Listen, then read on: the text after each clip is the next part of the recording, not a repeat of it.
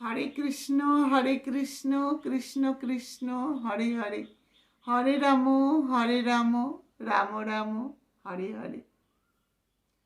জানো তো, যে ব্যক্তি প্রতিদিন মুখে কৃষ্ণ নাম নেন তিনি হন ভাগ্যবান।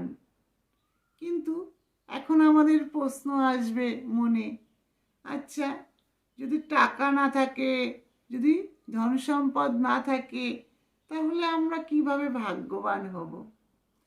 আমরা এই কলিযুগের মানুষ, অল্প আয়ু অল্প জ্ঞান।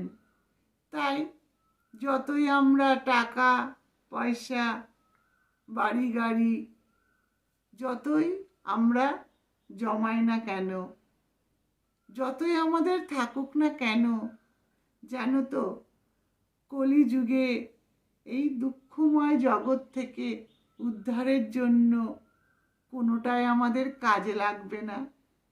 কি লাগবে জানো? হরিনাম। এই কলিযুগে উদ্ধারের জন্য চাই আমাদের হরিনাম। তাই আমাদের ভবসাগর পাড়ি দেবার সময় পাড়ের কড়ি হিসাবে একমাত্র হরিনাম লাগবে। তাই বলবো, আমরা যখন পরিশ্রম করি তখন আমাদের কি হয়?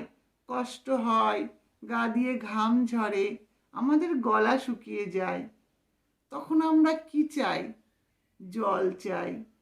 একটুখানি জল যদি আমরা তখন খেতে পারি, মনে হয় কত না শান্তি।